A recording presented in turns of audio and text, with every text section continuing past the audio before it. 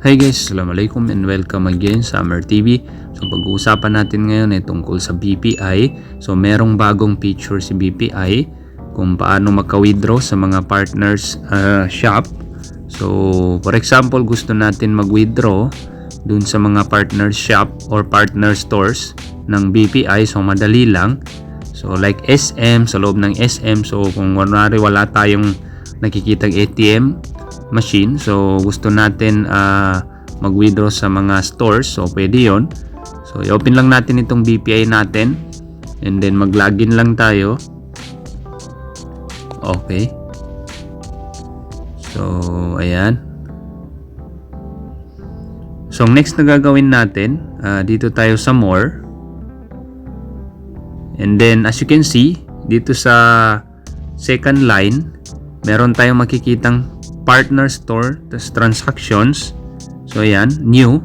So bagong feature yan ni BPI. Okay, so partner store transactions. So i-open natin yan. Okay, so ito yung makikita natin, transaction history. So wala pa tayong transaction dito na makikita since hindi pa tayo nakatransact. So ngayon, as you can see, meron tayong makikitang withdraw sa taas. So pinutin natin yan.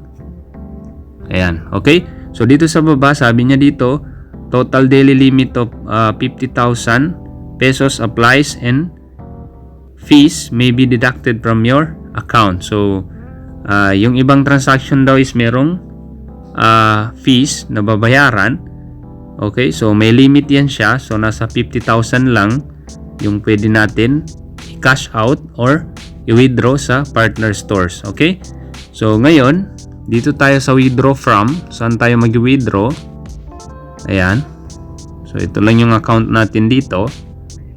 Then select natin yan. Ayan, so as you can see, yung minimum na pwede natin i-withdraw is 100 pesos. Ayan, and then maximum is yung 50,000 pesos. Okay, so halimbawa gusto natin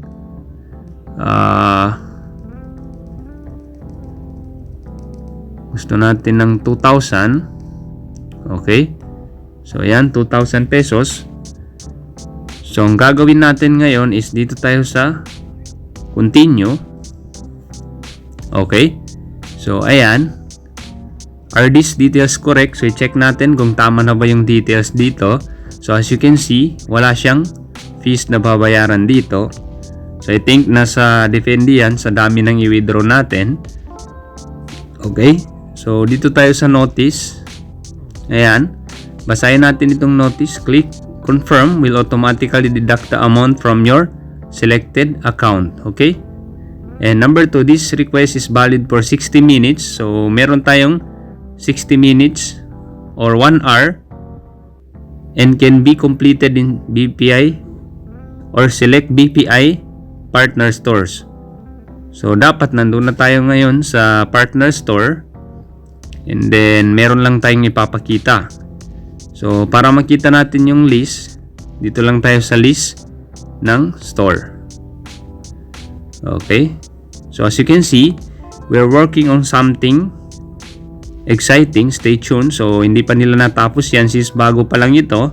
So para makita natin yung partner stores, dito natin siya tingnan. So balik tayo. Okay, so yung number 3, expired request will be adjusted 1 to 2 hours after expiry of withdrawal request. To monitor, you may check if partner stores reversal has reflected in your transaction history. So kung na-expire yung request natin, meron silang 1 to 2 hours para i-reverse yung pera natin, ibalik yung pera natin sa ating account. For example, yung 2,000 is hindi na-expire yung request natin, so hindi natin siya nakuha. So meron silang 1 to 2 hours para ibalik yung pera natin dun sa ating account. Okay, so ito yung partner store reversal. And then para ma-check natin, so makikita yan dun sa ating transaction history. So pag okay na yan, check lang natin yan and then confirm lang natin. Okay, so halimbawa nakahanap na tayo, so i-confirm lang natin yung mobile key. So pag okay na,